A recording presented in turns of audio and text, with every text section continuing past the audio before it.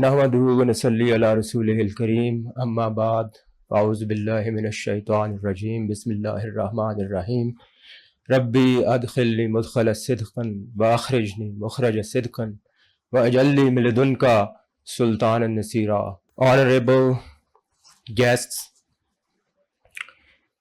Dr. Alia Suhail Khan, Excellencies, diplomats, esteemed scholars, professors, students, and fellow participants.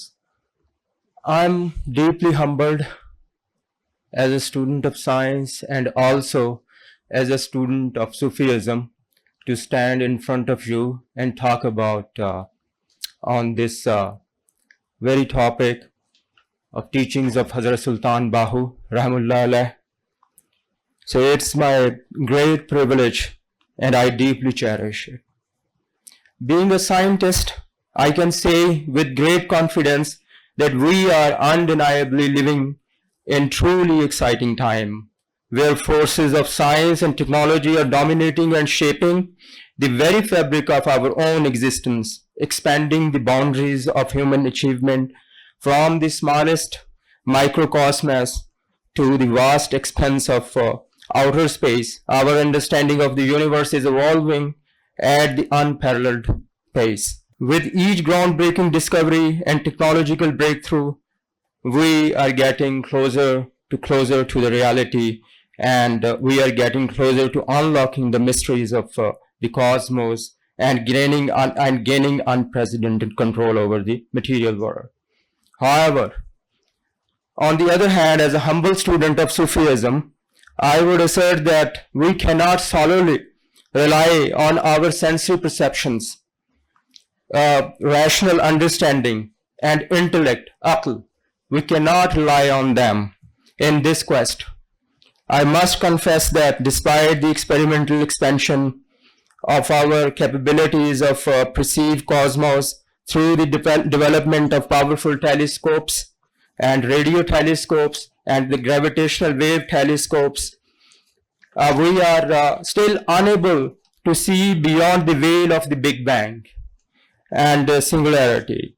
To circumvent this limitation, we conceived the idea of oscillating universe, where we join the Big Bang theory with the Big Crunch theory just to avoid the idea of the singularity because we did not like it, and in this way an idea of oscillating universe emerges. In our pursuit as a scientist, we have predominantly relied on intellect, aql, while overlooking other instruments for acquiring knowledge, such as the heart, qalb, which is well established in Sufi traditions.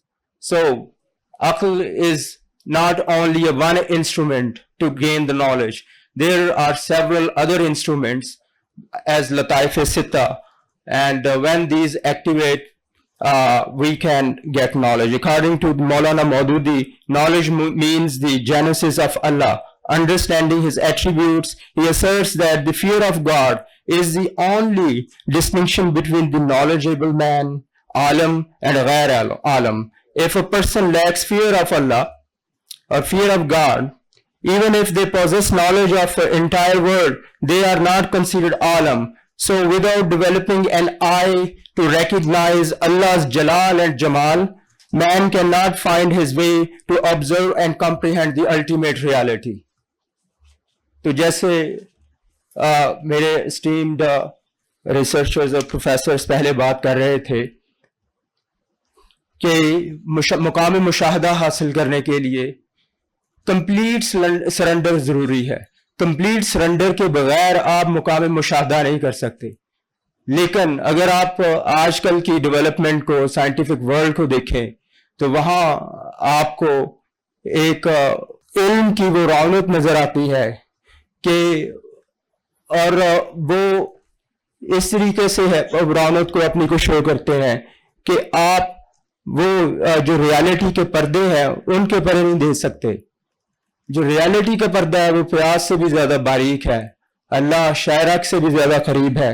تو furthermore to illustrate the distinction between the Sufi and scientist, تو یہاں پر جو صوفی اور سائنسدان کے درمیان فرق ہے اس کو میں تھوڑا سا واضح کروں گا. I would like to share a حقائق from Maulana Sadi Shirazi. Once a man was reciting the last verse of Surah Mulk. Surah Mulk is a powerful surah and its final ayah testament of its meaning. The translation is, say to them, did you even consider if all of the water that you have in the wells were to sink down in the depth of the earth, who will produce for you clear and flowing water? So Allah is asking that who will produce flowing and clear water? اگر سارے کنوؤں کا پانی زمین کے اندر دھنس جائے تو پانی کو کون اوپر لائے گا؟ تو جب یہ آیت پڑھی جا رہی تھی تو اس وقت وہاں پر کسی فلسفی کا گزر ہوا جو معرفت سے آشنا نہیں تھا. اس نے کہا کہ میں کہیں اور جا کر ایک کنواں کھود لوں گا یا میں اپنی سائنس اور ٹیکنالوجی کو بروئے کار لاؤں گا تو میں اس طریقے سے ایک کنواں کھود لوں گا. اب اگر آپ دیکھیں کہ اس حقائق نے، اس آیت نے ہیومن کانشیسنس کو کیسے جھنجھوڑا ہے، تو اگر آپ اس کو دیکھیں تو اس میں اللہ تعالیٰ کا جلال اور جمال نظر آئے گا. جیسے کہ حضرت علامہ اقبال نے جلال اور جمال کی اگر بات کی ہے تو، اور صوفی اور سائنسدان کا جو فرق ہے وہ آپ یہاں سے سمجھ سکتے ہیں کہ بو علی اندر غبارے ناکا گم، بو علی اندر غبارے ناکا گم، دست رومی پردہ محمل گرفت. تو جو سائنسدان کی جو پرواز ہے وہ صرف کہ کیسے جو اونٹ ہے اس سے کیسے غبار اڑتا ہے، وہ صرف اسی کے اندر، اس کی جو ڈومین ہے وہ صرف اسی کے اندر ہے. لیکن دست رومی پردہ محمل گرفت کیونکہ وہ محرم راز درون میں خانہ ہوتا ہے. تو اس وجہ سے یہ ایک کلیئر فرق ہے سائنسدان اور صوفی کی تھاٹ میں، کیونکہ سائنسدان ان چیزوں کے اوپر رلائی کرتا ہے جو اس کو مشاہدہ پرووائڈ کرتی ہیں، مثلا ٹیلیسکوپس ہیں. لیکن جو صوفی ہے وہ اپنے دل کے اوپر، یعنی ان جو سینسری پرسیپشنز ہیں ان کے بیونڈ جا کے بھی اپنے دل سے جو قلب کے اوپر جو نور اور تجلی پڑھ رہا ہو تو وہاں سے وہ دیکھتا ہے کہ یہاں سے علم کیسے حاصل کیا جا سکتا ہے. تو صرف، اور ایک اور اس فرق کو میں اگر دوسری طریقے سے واضح کرنا چاہوں کہ سائنٹسٹ کی جو نظر ہے وہ صرف اسباب کے اوپر ہوتی ہے، جبکہ صوفی کی نظر، جو معرفت کے لوگ ہیں ان کی نظر اس ہستی کے اوپر ہے جو اسباب بنانے والی ہے. تو ایک یہ کہ جیسے حضرت علامہ نے فرمایا کہ من کی دنیا سوز و مستی جذب و شوق، تن کی دنیا سود و سودا مکر و فن. Since the Sufi view the world through lens of pure heart, qalb salim and the fear of Allah, their sphere of knowledge extend beyond that of scientist or philosopher who relies solely on observation and intellect. تو علامہ فرماتے ہیں کہ تیرے سینے میں دم ہے، دل نہیں ہے، تیرا دم گرمی محفل نہیں ہے، گزر جا عقل سے آگے یہ نور، گزر جا عقل سے آگے یہ نور، چراغ راہ ہے منزل نہیں ہے. According to Sufi cosmology, the creation of cosmos and mankind serves as the mean for God to manifest and recognize himself as articulated in the Hadith Qudsi. I was a hidden treasure. Allah Ta'ala فرماتے ہیں کہ I was a hidden treasure, I desire recognition, so I brought forth creation. The Islamic Sufi outline the journey of the divine descent and the emergence of the universe and humanity through a series of stages. In stages کا ذکر جو میرے fellows ہیں انہوں نے بھی فرمایا اور میں بھی اس کو تھوڑا سا الیبوریٹ کروں گا. جیسے کہ تنزلات ستہ کا بھی ذکر فرمایا گیا ہے کہ where in the Noor احدی light of one transition from his self-isolated unity to a state of multiplicity. These stages have been extensively explored by various saints in their writings. For instance, Hazrat Muhyiddin Ibn Arabi rahimahullah alayh on them in the Fusus al-Hikm. تو ان کی جو مشہور بک ہے فصوص الحکم میں اس کا ذکر ہے. سخی سلطان باہو رحم اللہ علیہ belongs to the Sufi tradition, consciously or unconsciously influenced by Hazrat Muhyiddin Ibn Arabi. Therefore, while embracing the doctrine of Tanazzulat Sitta, he also interpreted the creation of the universe in the context of aforementioned Hadith Qudsi, that I was a hidden treasure and I desired recognition, so I brought the creation. The Sufi cosmology, as elucidated through the teachings of Hazrat Sakhi Sultan Bahu Rahimahullah alayh, offers a profound and intricate understanding of the universe and its relationship with divine. His teaching provide invaluable insight into the nature of existence, the journey of the soul, and the divine realities that underpin the cosmos. At the heart of Sakhi Sultan Bahu Rahmanullah's cosmology lies the concept of Wahdatul Wujud. جیسے میں ناہی سب تو، جیسے کہ ابن عربی کی tradition میں بھی یہی ہے کہ لا موجود الا اللہ. جیسے یہ شاہین صاحب نے بھی ابھی فرمایا کہ یہ جو ریالٹی ہے، ہماری جو فزیکل ریالٹی ہے، یہ ایک الوژن کی طرح سے ہے. یہ بالکل ایسی ہی بات ہے. جو فزسسٹ ہیں آج کے، وہ بھی یہی کہہ رہے ہیں کہ جو یونیورس ہے وہ ایک قسم کی سیمولیشن ہے، یہ صرف ایک خواب و خیال ہے. تو یہ ایک ایلوژن ہو سکتا ہے.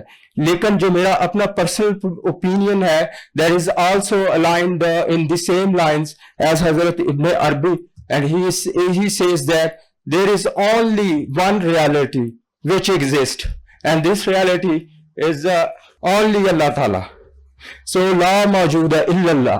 So that is the one thing which I learned from Hazrat teachings of Hazrat Sakhi Sultan Bahu.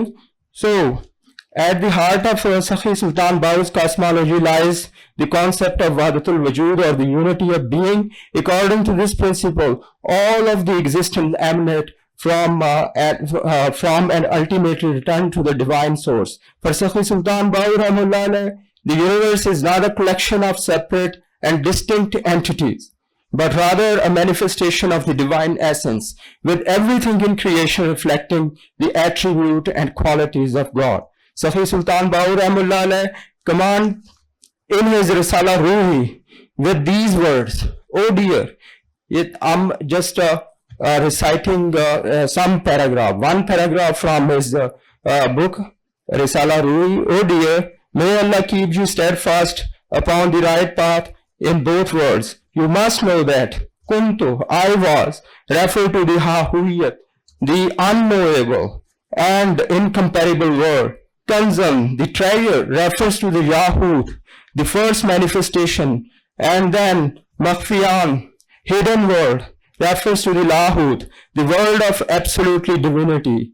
And Fa'aradat, I intended, refer to the Malakut, which is another realm, the realm of Malakut, the world of symbolic form. An-Urafa, to be recognized, refer to the Jabrut, the world of soul. Fa-Khalaqtul Khalq, so I created the creatures. Refer to the Nasud, the physical world of bodies. My manifestation completed the entity of the Insani Kamil. And Insani Kamil, in Hazrat Sakhi Sultan Bahu Rahmanullah's teaching, is Hazrat Muhammad sallallahu alaihi wasallam Zat-e Pak, who is the fountain, head and eye of the reality of my Hahuyat, the incomparable and unknowable divine essence. Allah be glorified, has manifested the sign of Jamal, divine beauty, and Jalal, divine majesty of his perfect nature through thousands of earthen elemental bodies, which are his perfect manifestation. By making them pure, sanctified mirrors, he is observing his own beautiful face. In fact, he is experiencing his own love. He himself is the sign, is the sight, and he himself is the beholder and the beheld. He is the Ishq love and Ashik lover and the Mashud beloved. If you remove the veil of nafs, from yourself, then you will observe that only one entity exists. So, مقام مشاہدہ تب حاصل ہوگا جب complete surrender میں آپ جائیں گے. Therefore, Sakhi Sultan Bahu's cosmology is centered at the notion of the soul's journey toward union with the divine, and he describes the human soul as a spark of divine light temporarily obscured by the veil of ego, nafs, and worldly attachments. Through spiritual practices and inner purification, individual can awaken to their true nature and embark on the path to return to God. People, through the experience of divine love, individuals can transcend the limitations of the ego and merge with the beloved, attaining a state of ecstasy, union known as the Ishq Hakiki. جیسا کہ حضرت علامہ اقبال رحمہ اللہ علیہ نے فرمایا کہ عشق کی ایک جست نے طے کر دیا قصہ تمام، اس زمین و آسماں کو بے قرار سمجھا تھا میں. In conclusion, Hazrat Sakhi Sultan Bahu's teaching on Sufi cosmology offers a profound and transformative understanding of the universe and humanity's place within it. His emphasis on the unity of being, the journey of soul, and the power of divine love resonate deeply with the seekers of truth across cultures and traditions, inviting them to embark on spiritual quest for self-realization and union with the divine. اگر آج کے زمانے میں بھی حضرت سخی سلطان باہو رحمہ اللہ علیہ کا فیض جاری ہے، اور اس محفل کو غنیمت جانتے ہوئے حضرت سخی سلطان باہو کے حضور میں یہ 2-3 اشعار سلام کے عرض کرنا چاہ رہا ہوں کہ امید جلوائے یار سے نخل جاں ہرا رکھتے ہیں، امید جلوائے یار سے نخل جاں ہرا رکھتے ہیں، وہ زیست کی ہر شاخ پہ ذوق فنا رکھتے ہیں، اور چلن میں خوش خرام اور مہرباں ٹھہرتی ہے، چلن میں خوش خرام اور مہرباں ٹھہرتی ہے، ہوا کے دوش پہ پتے جب ہاتھ ذرا رکھتے ہیں. تو یہ پتوں اور درخت کا استعارہ ہے.